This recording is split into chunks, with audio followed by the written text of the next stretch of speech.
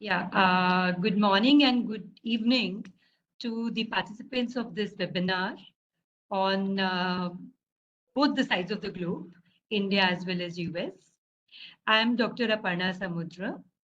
I am in the Department of Economics of Rashtrasan Tukaroji Maharaj Nagpur University, and I am coordinating the first webinar, which is a part of MOU between RTM Nagpur University, Nagpur and Pierce College, Washington. The first webinar that we have scheduled today is on administrative structure of disaster management in US and India. And the speakers for this webinar are Dr. Anant Sontake, who is professor at the National Fire Service College, Nagpur, India, and Dr. Sarah Miller, who is associate professor and department chair of the Emergency Management Program at Pierce College. Before starting the webinar, just let me give you a brief of both the institutions. RTM Nagpur University is a 100-year-old university in central India, in the state of Maharashtra. Our university has multiple discipline programs which are offered in the Faculty of Science and Technology, Faculty of Humanities, Faculty of Commerce and Management, and Faculty of Interdisciplinary Studies. The university has 46 postgraduate teaching departments, and we have, as part of all of us know that Sustainable Development Goals as well as the National Education Policy of India emphasizes on having international collaborations in the field of higher education. So the university had the privilege of signing its MOU with Pierce College, Washington, and it was decided that we will have, we'll start with the disaster management first, and then subsequently we will be going to other streams as well. Pierce College, Washington is a public community college located in Pierce County of Washington, United States. It was established in 1967 and has enrollment of over 17,000 students.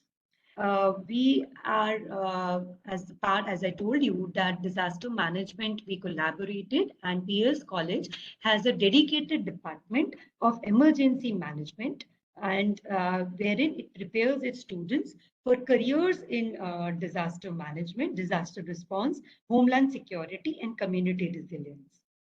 The program is distinguished by its affiliation with the Center of Excellence for Homeland Security Emergency Management, which is based at Pierce College in Lakewood, Washington. Dr. Sarah Miller, who is also with us as a speaker today, holds the department chair and is associate professor for EAS and BES program. So we'll start with today's webinar.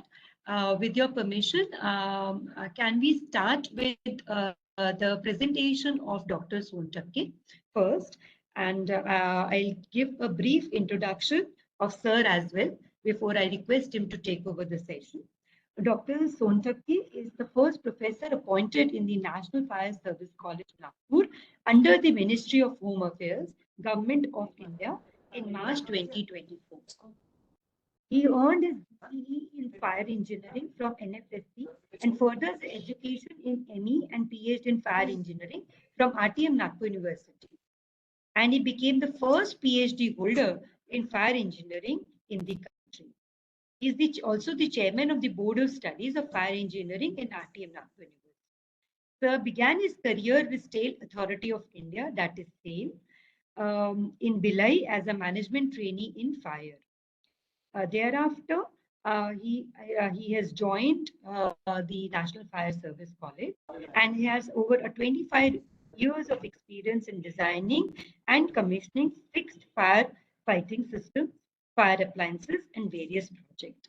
So I would request Sir to start with this presentation, which will be of approximately 20 minutes. Thereafter, Dr. Sarah Miller will be giving a presentation of 20 minutes, and then we will have a Q&A session, so that we can have a more interactive kind of a webinar. So over to you, Dr. Sontake. Thank you, Aparna.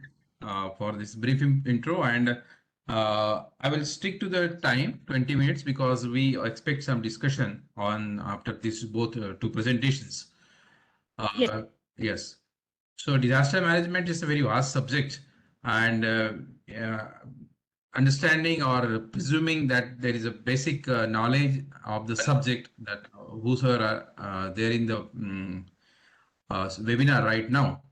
I will also focus on the area where the all the countries are not only they are focusing on the preparedness, but for the post disaster, that resilience, how quickly then their business can be normalized, how quickly the life can be normalized, and obviously with the lesser losses with the property and the human being. This is the objective of all countries, and India is also working on that, and with that objective the setup what earlier we had, what organized structure we have right now, how it is functioning, that will I try to cover in this presentation.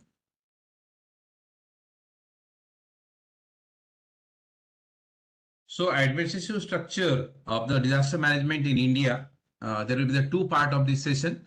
One, administrative structure of India and the USA. I will deal with the what structure we are having in our country in India. Um, Disaster management is basically the organizations and the management of the resources.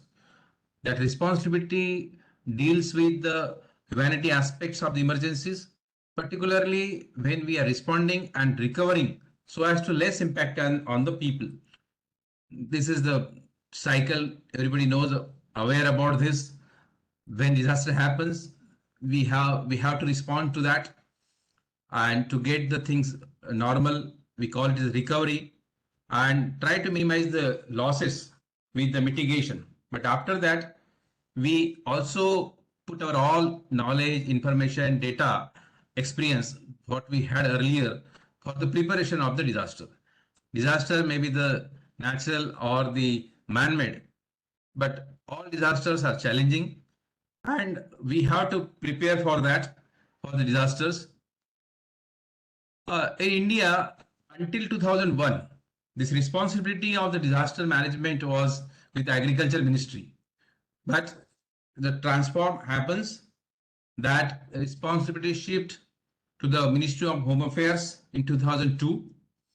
But major changes occurred when there was a Disaster Management Act passed in 2005, December 2005. And from then, the response and the relief centric approach has changed to covering the prevention, preparedness, and capacity building and mitigation, rehabilitation, recovery, and reconstructions for the disasters. When we say the disaster resilience, it's the ability of the individual, of the communities, organizations, or the nations to adapt and recover from the shocks or the stresses of the disaster without compromising the long-term aspects of the development. The countries who are working on the resilience, they are capable of organizing themselves to learn from the past disasters and reduce their risk futures.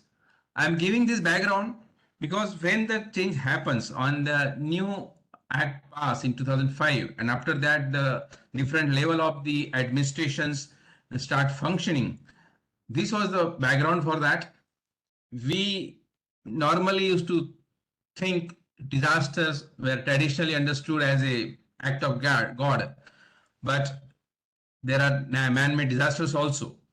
Either it is a act of God or the natural disaster. The losses would be huge, and we have to build our capacity to face that. This is the core elements of the disaster resilience. I will not go in detail in that. When we see, either you take the example of any country, but these are the realities of the disaster. The planet on which we live and seek the peace for the social security often provides the unpredictable extreme events. Though we are prepared for that, we do the lot of plannings, but some surprises are always there in every disaster.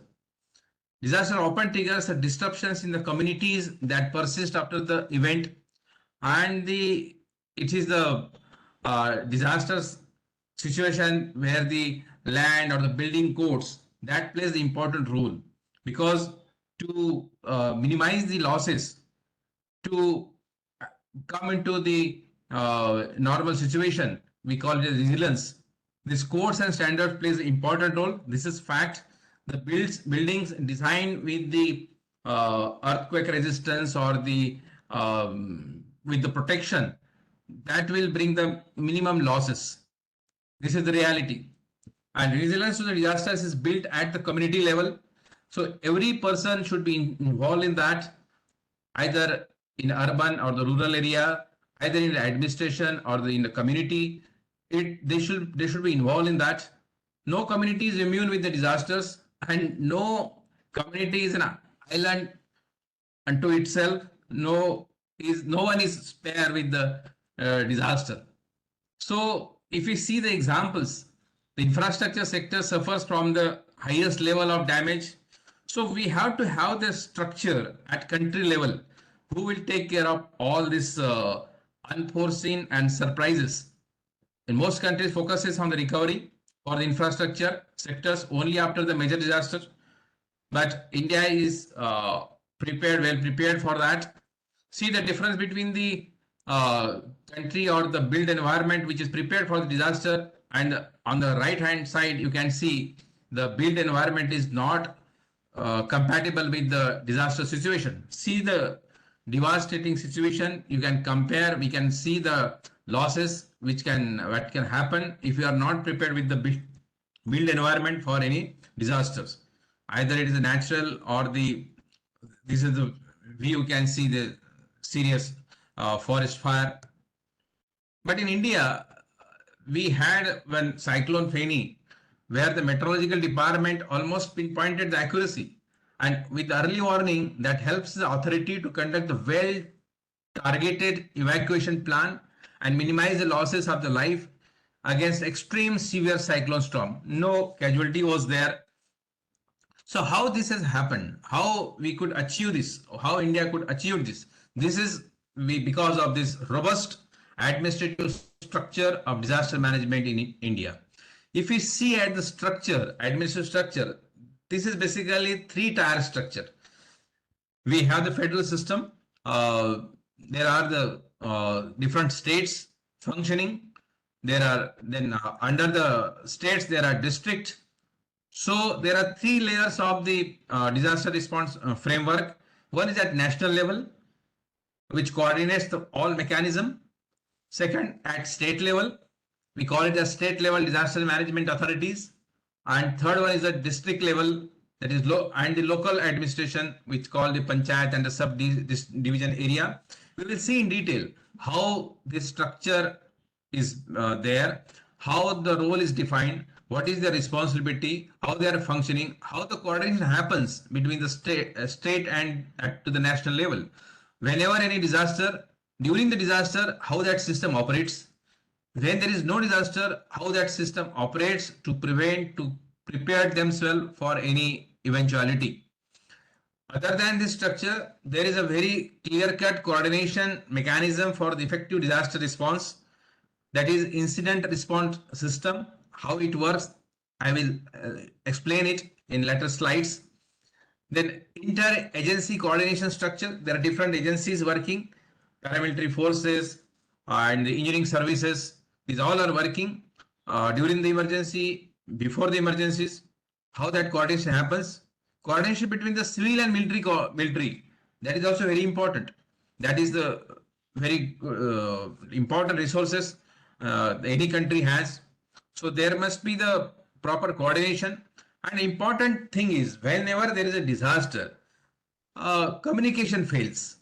So there should be the rigid system for the communication, from the state to the district, as well as from the district to the state and through state to the central level. How that communication is ensured, what system we are using, what technology we are using to integrate the control rooms operation at all levels. That we will see. When we see the national level coordination mechanism, the administrative structure, we start with the national level. At national level in India, we have uh, National Disaster Management Authority, NDMA, which is the apex body, which is the apex center as far as the disaster management is concerned. And along with the NDMA, National Executive committees there, we serve as the coordinating and the monitoring body for the disaster management. This is headed by the Union Home Secretary. NEC implements the NDMA policies, ensures the compliances and central government directives during the emergencies. This NDMA is chaired or headed by Honorable Prime Minister of India. For immediate high-level coordination during the major disasters, these key bodies plays crucial role. We will see that how these bodies are constituted out of the Cabinet Committee on Security, National Crisis Management Committee, and the Crisis Management Group. These are the committees, and this authority works at national level. And NDRF, this is the active force they are having at national level. That is the National Disaster Response Force. These are the trained person and they are ready for any eventuality to tackle, either it is a flood, cyclone, or disastrous fire kind of situation. For every situation, they are trained and they serve the operational arm, that the National Disaster Response System, with the battalions and strategic position. They are located in different areas, not in every district, but you can say at every state level there is a force of NDRF, and that can be deployed or can be relocated or can be diverted to the nearest area for the additional help, or when there is a disaster which cannot be managed or controlled or tackle or handled by the state force at state level. Then this is a central active force involved other than the administrative functioning. I'm telling you, they also conduct the regular mock drills with their area. This is the glimpses you can see the mock drills conducted at the Bhilai Steel Plant. When I was there, the NDRF was involved in the mock drill to understand the industrial hazards and the risk associated with that. It's a CBRN mock drill, that is the chemical, biological, and the radioactive, nuclear. This team is prepared for all kind of these kind of disasters. How this NDMA evolved? The emergence of the Indian organizations always through the evolutionary process, and NDMA is not the exception for that. On 23rd December 2005, Government of India enacted the Disaster Management Act, which envisaged the creation of the National Disaster Management Authority, which is headed by our Honorable Prime Minister of India. And then it also covers the State Disaster Management Authority, that is SDMAs, at different states, headed by the respective chief ministers, to spearhead and implement the holistic and integrated approach to the disaster management in India. And there is a NDMA also. Then India envisages the developments of the prevention, mitigation, and preparedness, not only the post-disaster situation to handle with. This Indian government strives to promote the national resolves and the mitigations. I will go a little bit faster because the slides will be there and it will be shared with the students. This is the plan to be accomplished with adopting the technology-driven and proactive and the multi-hazards and multi-sector strategies, building the safe and the disaster resilience dynamic India. That is what I explained earlier. This objective of this having the rigid structure, administrative structure, is not to respond to the disaster, but it is working continuously 24/7 on the how to prevent it, how to minimize it, and how to make the country resilient. The vision of the NDMA is to build a safer and disaster resilience India by holistic and proactive technology-driven and the sustainable development strategy that involves the stakeholders and foster the culture and prevent the preparedness and the mitigation. These are the responsibility very clearly laid down in the Disaster Management Act as well as the NDMA's website, and they are functioning. They are making the policies and approve the national plan for the disasters. They also involves the different ministries in that for the to make the national level plan and coordinate the enforcement and implementation of these policies at state level. The responsibility also includes recommend to provide the fund for the purpose of the mitigation, allocation of the funds. Also, this is not confining to the India. This also provides the support to other countries also, which are affected by the major disaster as may be determined by the central government. So this NDMA plays important role in coordination, funding to the different states and implementation of the policy, making the new policies. Now coming to the second tier, second level, that is the State Disaster Management Authority, SDMAs, which is at the state level and headed by the chief ministers of the state. The state also maintain their own specialized response force, like NDRF is at national level, but SDRF, state disaster response force, is at state level. Every state is having this force, and they normally work the emergency services like the fire services, involved in the all kind of the emergency, and they are stationed at that particular state, recruited for that particular state. This because states are also having, because of the geographical reason and the culture, having the specific risk of the disasters. So they are trained in, more trained in that particular risk or the disaster which can happen there.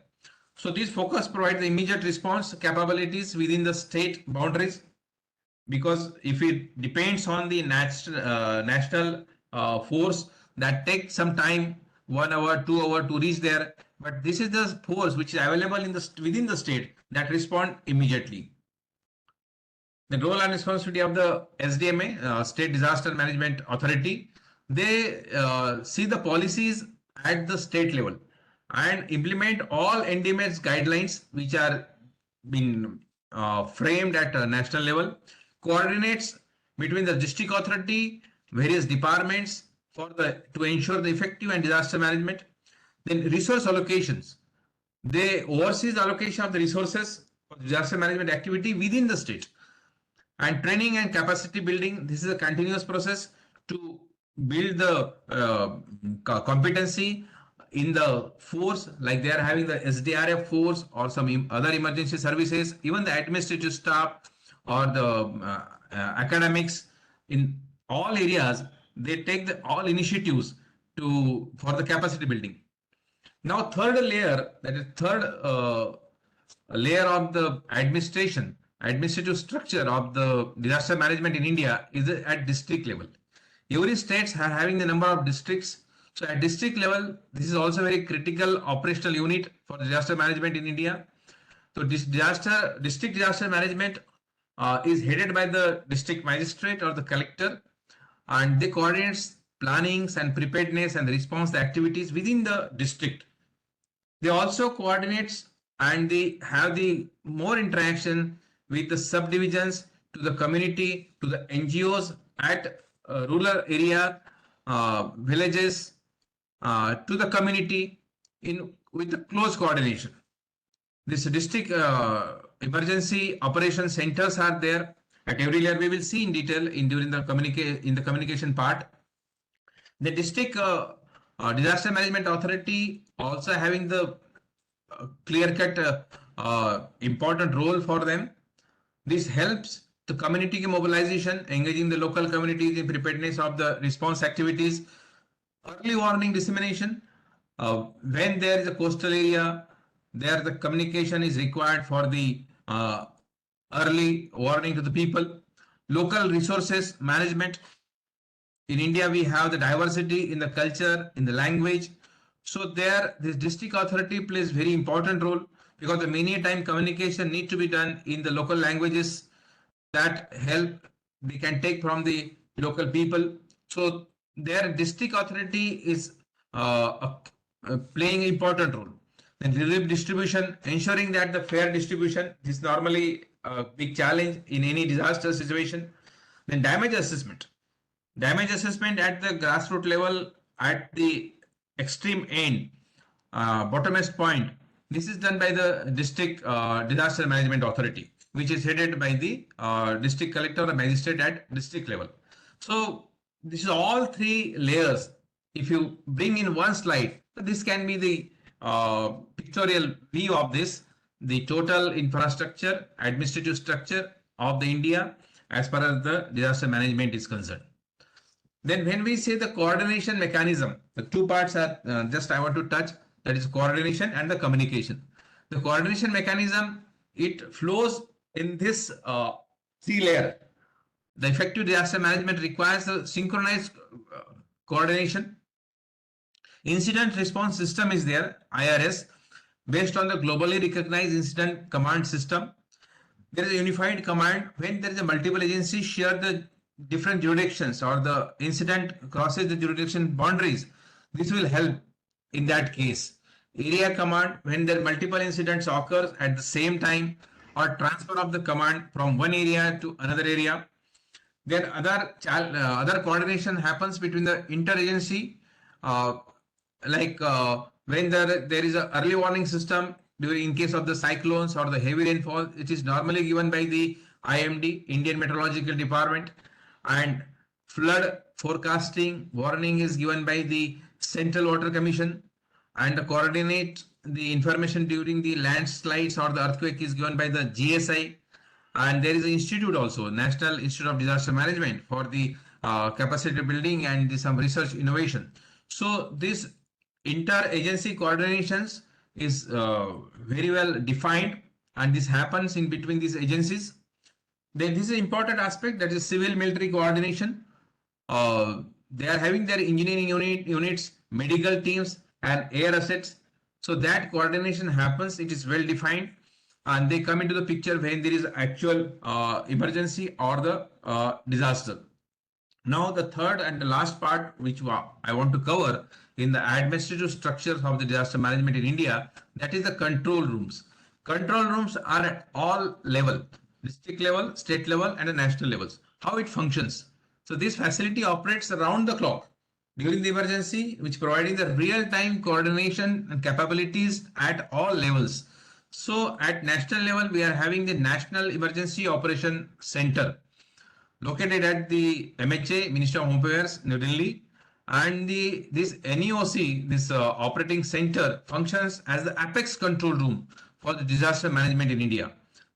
It maintains the continuous connectivity with the state, and for the operations, it performs a critical function like situation analysis, resource tracking. I am just mentioning the points here, not going in detail because these slides will be available. These are self-explanatory. And there's documentations. So whenever there is a disaster or when information is gathered in any corner of the country, that all informations are documented at national level, at central level. Now coming to the state level, the state and the district control rooms, there are the state emergency operation centers, serve as the primary coordination hubs for the state level. These also have the district control rooms and the field units which goes on the site during the emergency. During disaster, these centers, these control rooms becomes the command center, command post for the state response operations, which represents from the relevant departments working together under the chief secretary of that particular state. Then disaster emergency operations centers also functions as the frontline coordination facilities, directly overseeing the response activities within their jurisdictions. Both the state and the district control rooms maintain very good coordination, and this facilitates the equipments with the redundants and the community, including the satellite phones. As I mentioned earlier, communication is the biggest challenge in during the disaster. So there must be redundant system, that maybe the satellite phone, maybe the radio networks, or the dedicated hotline for communication. Hotline means you have to just need not to dial. It's a very reliable system. We are having this system at a district level in the other services also. Then control rooms, these are the nervous systems of any disaster.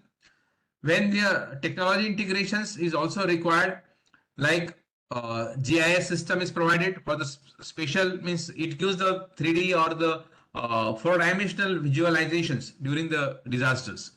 Decisions, it helps for the decision, so it helps for the decision to make the decision.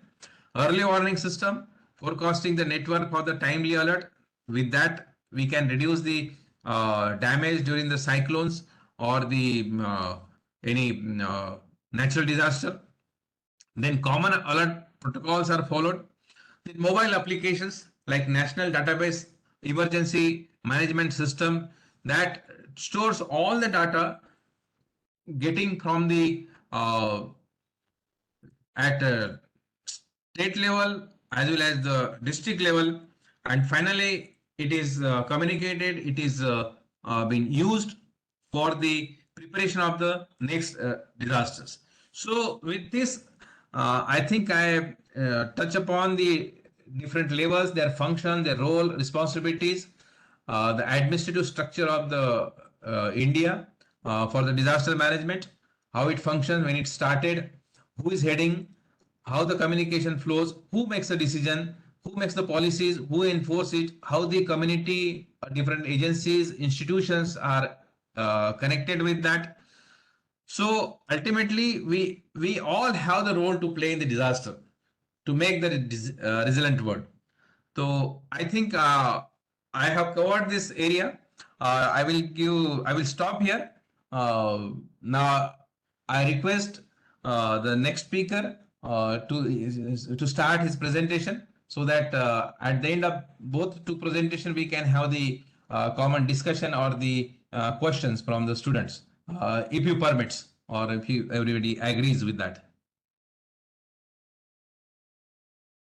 Yeah, thank you so much, Sontake sir. I agree with you. Let's have a look, understand what Sarah has to say about emergency management system in United States, and then we can have a combined Q&A session. Sarah, can we start with your presentation, please? It helps if I take myself off mute. You can see my presentation, yes? Yeah. Yes. Very good. All right. So I'm Dr. Sarah Miller, as I was introduced earlier, and I'm just going to get right into this since we're a little bit short on time. So this is an overview of how emergency management looks in the United States. So we sort of break things down between emergencies, disasters, and catastrophes. Where emergencies are handled locally, these are the things that our first responders deal with every day. Disasters are typically something that's handled with statewide resources, and catastrophes are things which require national or international resources in order to successfully deal with them. So much like Dr. Sontake shared, we look at our emergency management cycle the same way. So we have a preparedness phase, which is where we're getting ready for something that might never happen. We look at mitigation, which is where we're preparing our infrastructure and our buildings and our built environment to be more disaster resilient. We have that response piece where something has happened and we are now dealing with it. And then we have recovery, where we're putting things back to the way we want them. Hopefully, we're rebuilding, we're resetting our communities. Within that, we look at this as having responsibilities. We look at emergency management as being community-based. So we look at emergency management as starting with the individual. So every individual in every community has a responsibility to be part of this system. Then we look to our cities and counties, so our local government, to assist the people that live in their communities. Alongside them, we look at the private sector, so businesses and non-governmental organizations in local communities to assist us when something happens in our local community. But we come back to this being community-based. In large-scale incidents, our states can assist our local governments. Other states, we have mutual aid agreements that allow other states to send resources to affected states.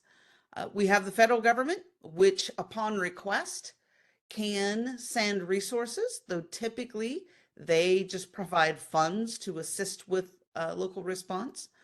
And then we have international aid, and this comes into play particularly in states in the United States that are border states along the Canadian border and along the Mexico border. When we have large disasters there, our international partners, we have mutual aid agreements so that they can come assist, because they are often quicker to respond than our federal government or other states are able to.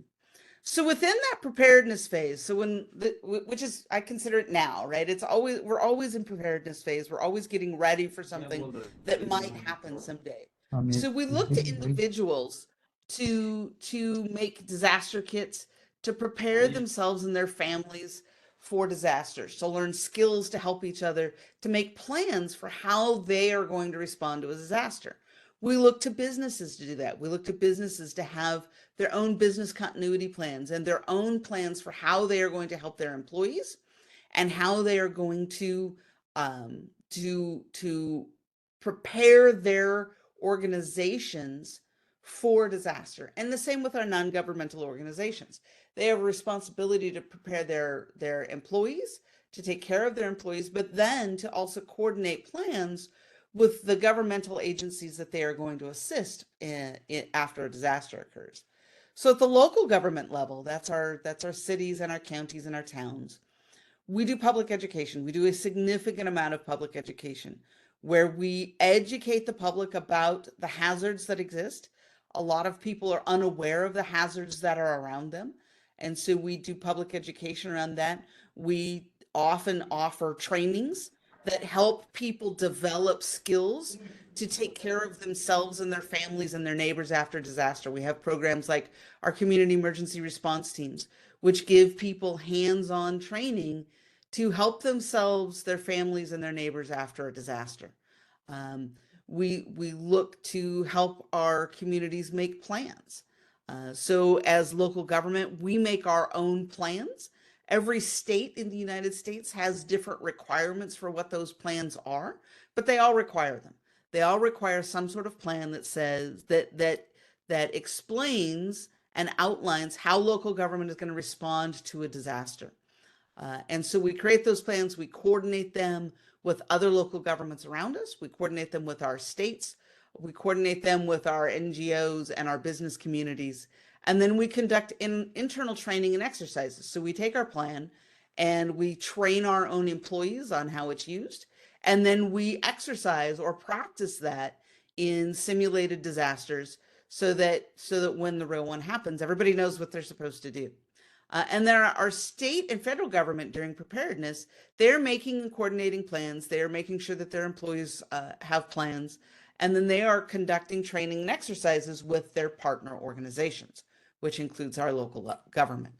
So in the mitigation phase, we're looking at businesses and individuals are making basic and complex improvements to physical spaces. So in people's homes, we're encouraging them to secure their bookshelves in case of an earthquake. We're encouraging them to retrofit their homes for floods and earthquakes, to do things like create defensible space around their homes, to mitigate the impacts of wildfires.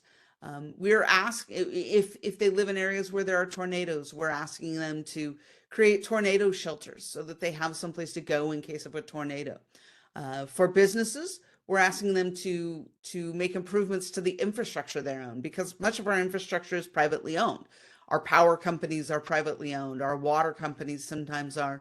And we need them to do mitigation activities so that they can continue to provide power and water and sewer and cell service and all of those things we rely on.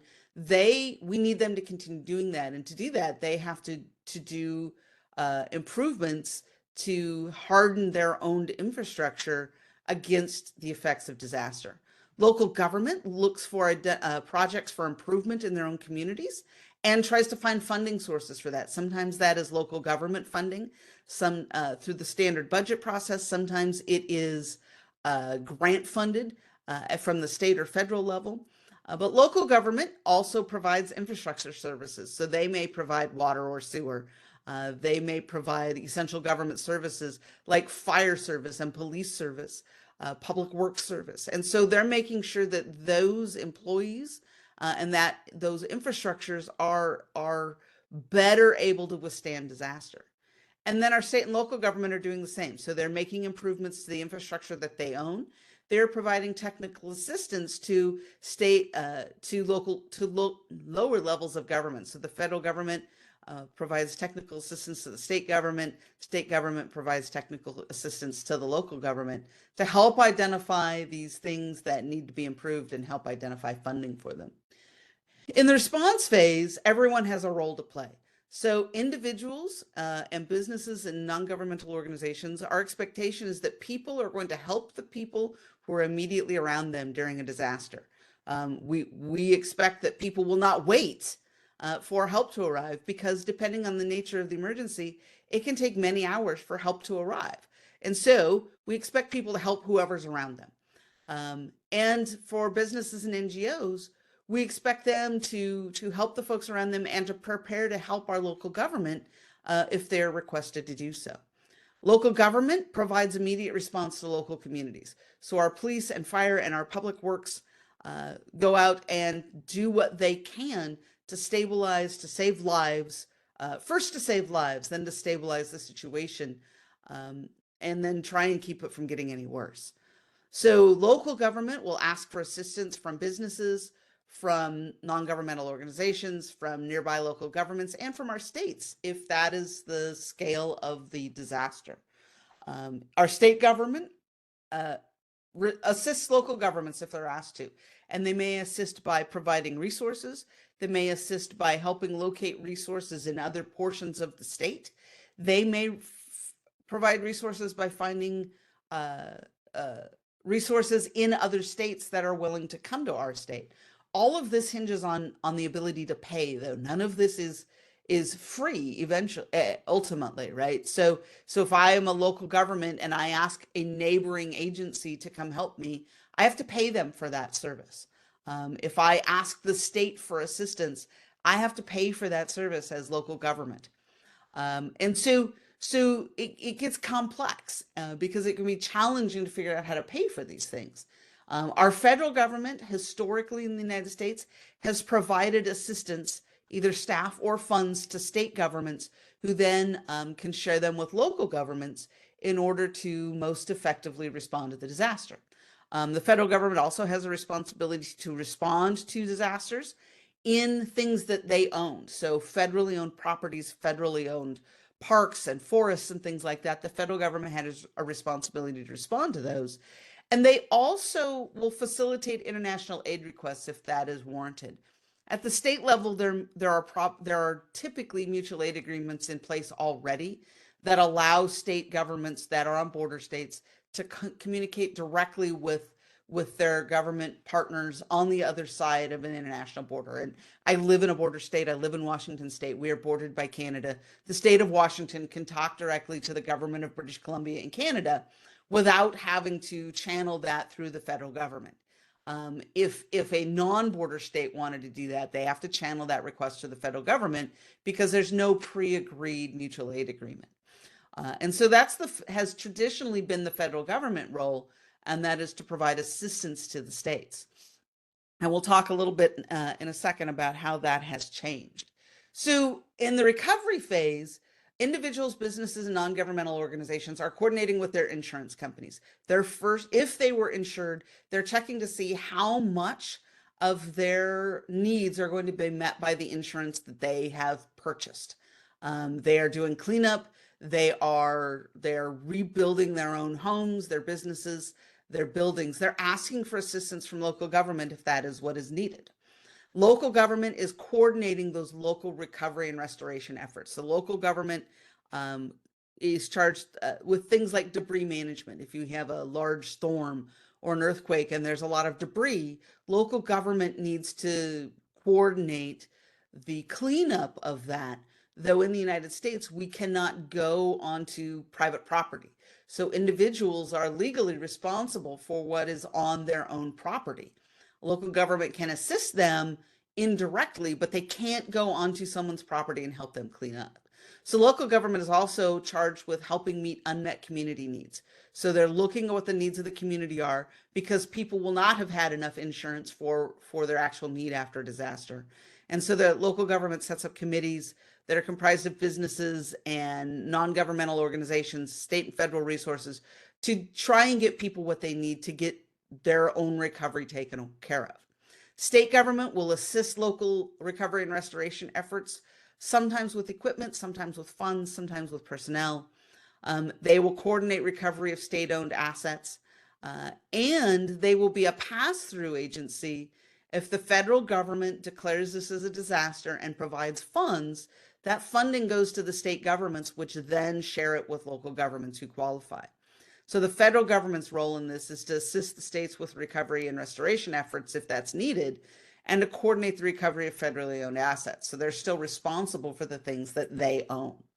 So in the United States, we have a disaster declaration process, and local governments that exceed their own capacity to respond, they proclaim or declare an emergency or disaster.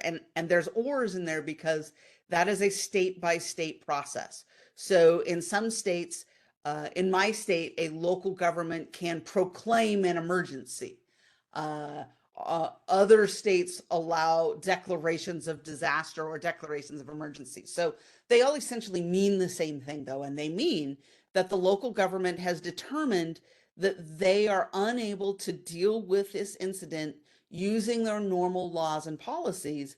And so they proclaim or declare this emergency or disaster that allows them to waive certain regulations. Typically, those regulations are financial in nature. So as a local emergency manager, which I have been, I currently am also, in addition to being a professor, I'm a local emergency manager for a city.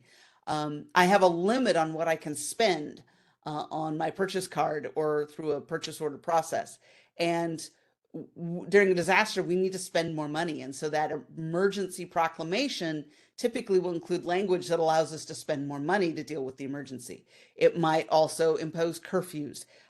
It might do any number of things that are outside of our normal law and policy, and we can do that for a limited time. So when the local government exceeds their capacity, they declare something or proclaim something. Then the state government has the same basic process. So when the state has exceeded their capacity, they proclaim or declare a disaster or an emergency. That also allows the state to waive certain limits. One of the big ones that we often have to waive in my state is the hour limits on commercial vehicle drivers. So commercial drivers have to have certain amounts of rest periods every day. And sometimes during a disaster, that would require them to pull over the side of the road and take a nap because traffic's moving slowly, they get stuck, any number of things, and we need the things that they are hauling to get where they need to go. And so they will waive hour limits so that the drivers can keep driving. That state declaration also allows the state to request assistance from the federal government and to request a federal disaster declaration. Within the United States, the president can declare a major disaster declaration, which we also call a presidential disaster declaration. It's allowed in U.S. law under a law called the Stafford Act. And under that declaration, several things can happen. It may allow money to be transferred from the federal government to states to share with local jurisdictions to do disaster recovery. This will pay for some pieces of the response, but also then parts of the recovery. It also might allow direct aid to be provided to disaster survivors. That's limited. There's a finite limit to that money, and it will not actually provide enough money to make someone whole, but it will provide them with basic needs until they can find other resources. The challenge we have right now in the United States is this process is not currently working. Our president has decided to stop declaring major disasters. And so in the state that I live in particular, we had a major disaster in November, which we applied for federal aid for, and it was denied. And other states are also being denied. And so we're really looking right now at how, as state and local governments, we can continue this process because it is more money than we typically have in our budgets, and we can't spend more than we have. The federal government can operate at a deficit. State and local government cannot, and so we're in this period of flux where we don't actually know how a large scale disaster is going to impact us when the federal government might not be coming to help. And so, in summary, right now it's complicated, right, in the United States for a lot of reasons, but all disasters are local disasters. We consider every disaster to be a local disaster, and it scales up. There are not federal laws specific to disasters that tell us what we must do.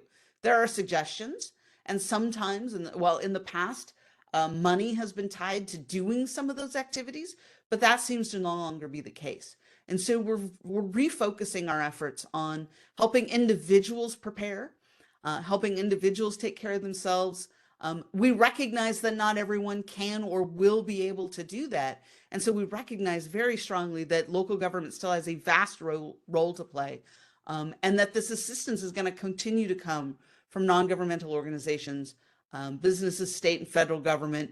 All of those things only happen by request, though. We have to ask for that help, and we have to be ready to pay for it.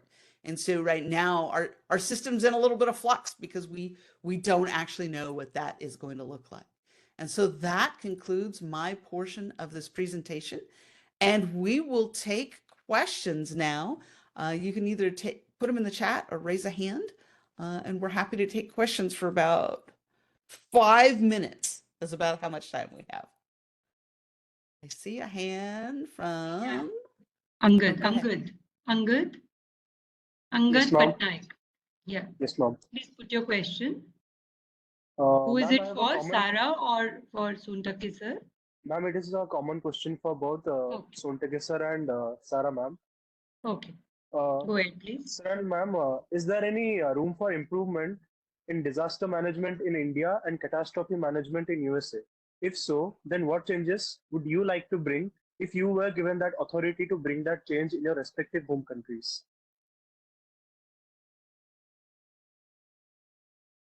Oh, I can answer this. Dr. Sarah, you respond first. I can answer this from a local perspective because I am currently a local emergency manager. There's always room for improvement. That is why we practice. That is why we train. Is so that we can improve constantly. Right now, the challenge we have is at the local level and the state level. We haven't prepared. We haven't had time to prepare for this lack of assistance from the federal government, and so we are going to have to find new ways to pay for our disasters. And we don't know what that looks like. That may be in issuing bonds and things like that, but that's a slow process.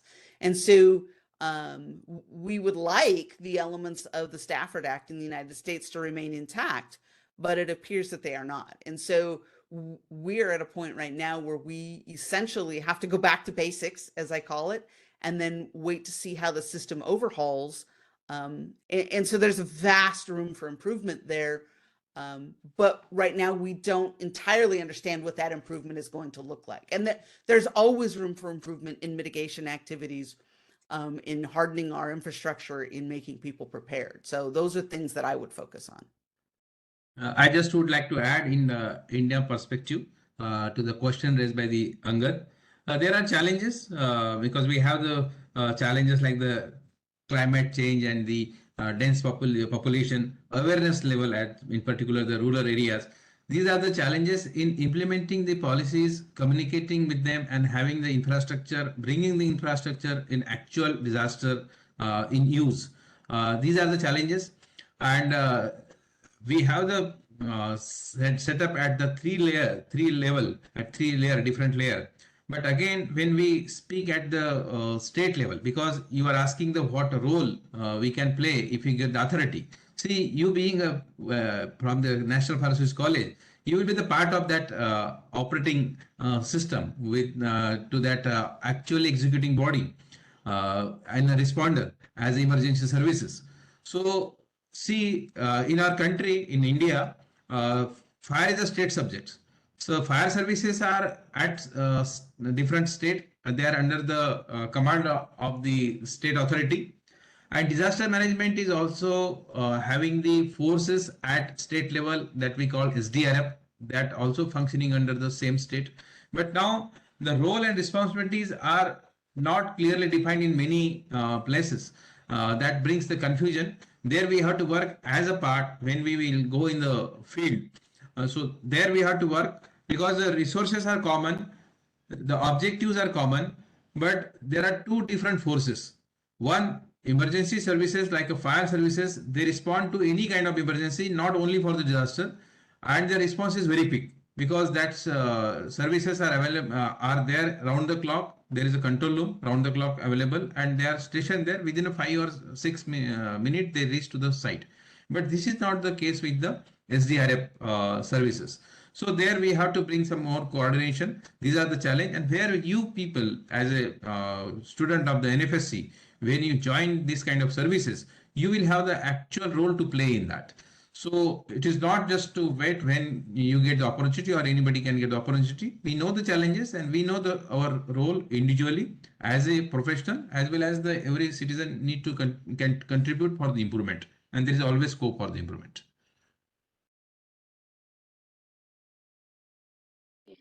The next one is Akshay. Akshay Moore. Good evening, ma'am. Yeah. Yes, ma'am. Good evening, ma'am.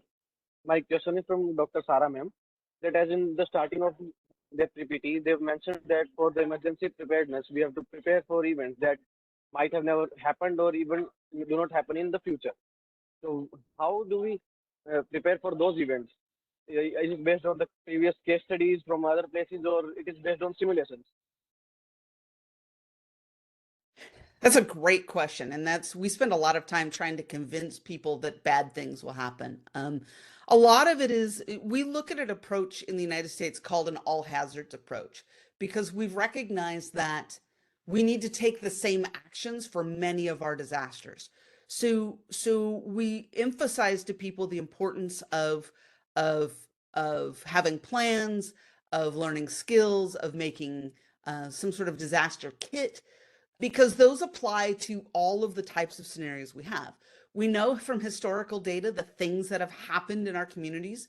Where I live, we are subject to very large earthquakes. We haven't had one in the memory of anyone who lives here, but we can look at historical records. We can listen to the stories from our Native American tribes. And so we know historically, and science has told us, science tells us what has happened in the past.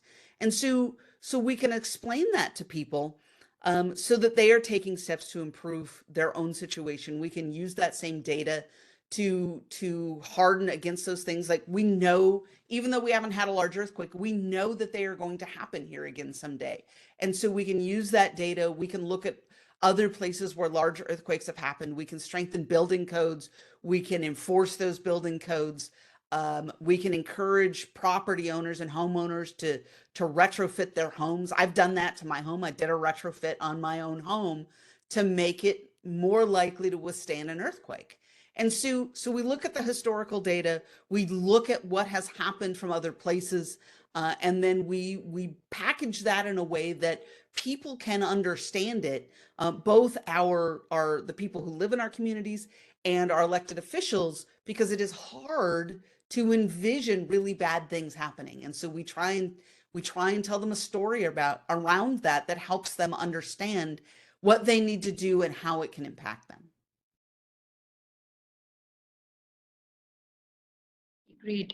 We have Mary. Mary, she has a question.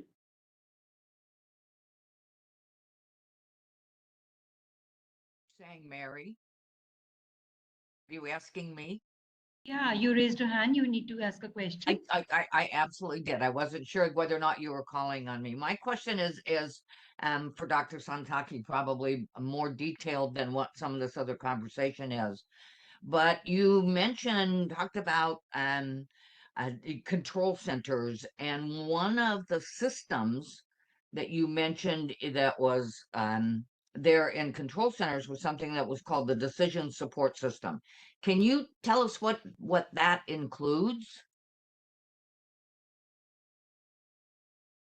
Yes, Mary, it's a good question. I was talking, I'm giving rather more emphasis on the communication and control rooms, or the control systems for that matter, is the nervous system for this in the disaster management. So that system basically the advanced technology which provide the support for the decision making with the AI and all other applications. Having the previous history, knowing the data of that particular area, that provides to take the decision for the at that level, maybe that district level or the state level. That supports for the district decision making. Okay. Thank you.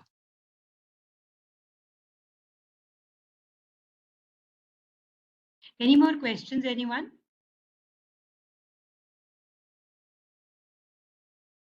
Okay, so I think given the time we gave them, Sarah, they are done with the questions.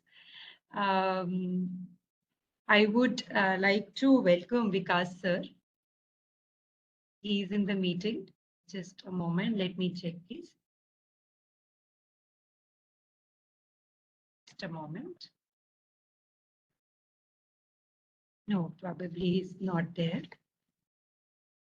He was there. He probably is not there now. Okay.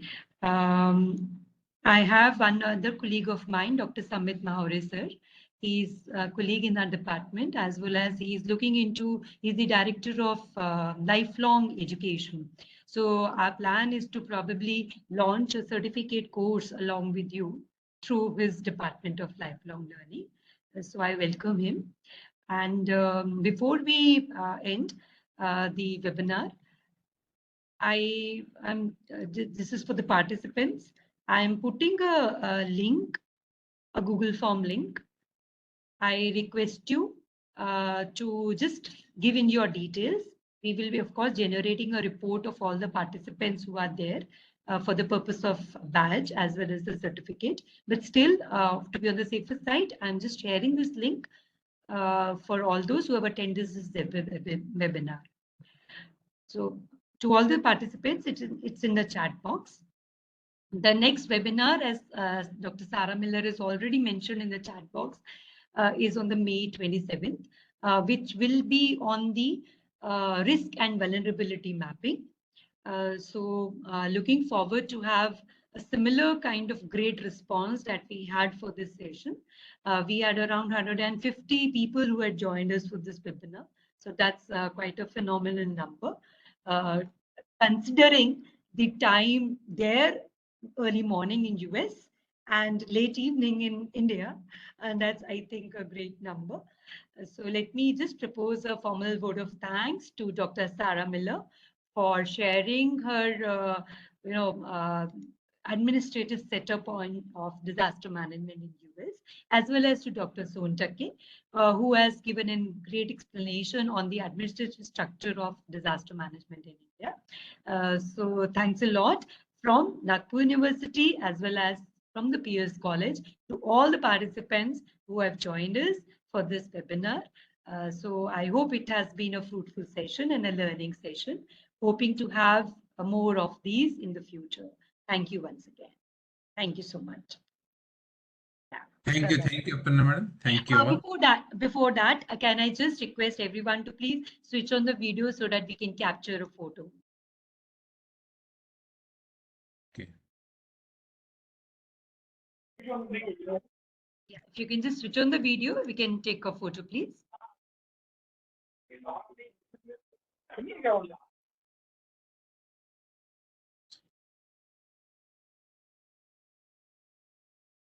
I can see only 3 of us. Sontake sir, if is it possible, kindly switch on the video, please. I think my slide is still in share mode. I have to come out. Okay. I request all the students, please switch on your video.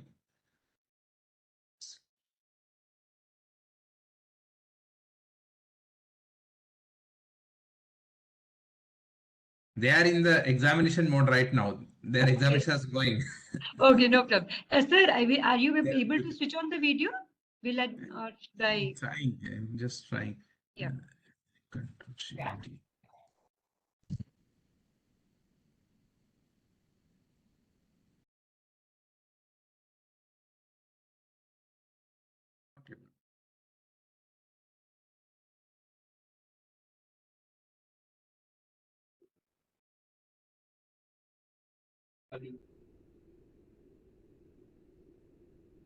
Okay, we have quite a few of them. Just take a photo.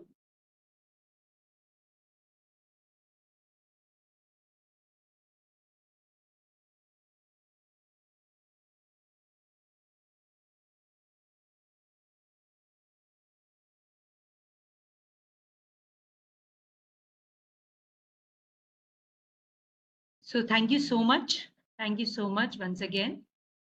So we'll see you again next month on risk and vulnerability mapping. Thank you very much. Thank you, madam. Thank you. Thank you, all of you.